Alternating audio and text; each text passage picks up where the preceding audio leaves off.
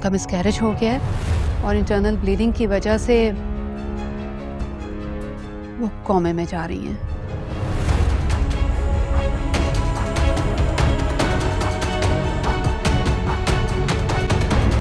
मुराद, इतनी देर हो गई है, कोई आया क्यों नहीं अभी तक बाहर? मुझे तो घबराहट हो रही है। रमला, मैं भी परेशान हूँ, लेकिन इस वक्त हमारे पास सब्र करने के अलावा और कोई रास्ता नहीं है, तो प्लीज।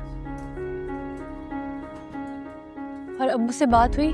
क्या कह रहे थे वो? जाहिर बात है वो आना चाह रहे थे, लेकिन मैंने मना कर दिया क्योंकि उनकी भी तबीयत ठीक नहीं और अम्मी भी घर पे अकेली हैं। लेकिन मुराद बेटा, अपने मामू जान और मोमानी को बता दो, बल्कि वलीद को भी बता दो कि हम दानिया को लेके हॉस्पिटल आए।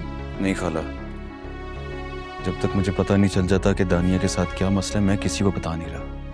मुराद, मेरे ख्याल से खाला ठीक कह रही है, हमें इनके मशवरे पे गौर करना चाहिए। क्या हो गया तुम्हें रमला? तुम अच्छे से जानती हो कि ममानी जान को कितना बुरा लगेगा। वो पहली सी बातें सुना रही है और अब तो। अरे बेटा, मैं इसीलिए तो कह रही हूँ, उनको पता होना जरूरी है कि हम उसे लेके अस्पताल आए हैं। अगर कहीं और से पता चला ना, वो और भी बुरा मानेगी, इसलिए उसे बता दो। अरे डॉक्टर साहब, क्या जवाब दूंगी मैं हमाद साहब को? कैसे हुआ और क्यों हुआ? क्या हुआ बाजी? आप इतना परेशान क्यों लग रही हैं? वही हुआ जिसका डर था, लेकिन इस घर में मेरी सुनता कौन है? क्या कह रही हैं आप? ऐसा क्या हुआ है? तुम जाओ, एक गिलास पानी का लेकर आओ जल्दी से मेरे लिए। जी। मैं क्या हुआ? इतनी इमरजेंसी में क्यों बुलाया आपने मुझे?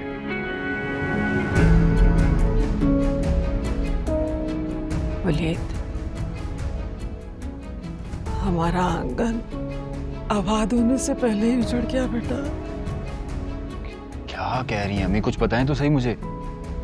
तानिया हॉस्पिटल में है। तानिया? तुम्हारा बच्चा, मेरा पोता, इस दुनिया में आने से पहले ही चला गया। कितने अरमान थे मेरे दिल में। पोता पोती को गोद में लेकर खिलाने के, सब टूट गए।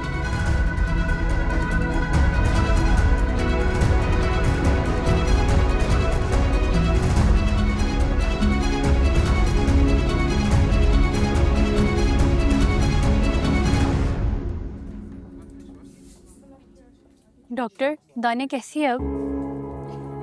आप दानिया की कौन है और इनके शौहर कहाँ हैं?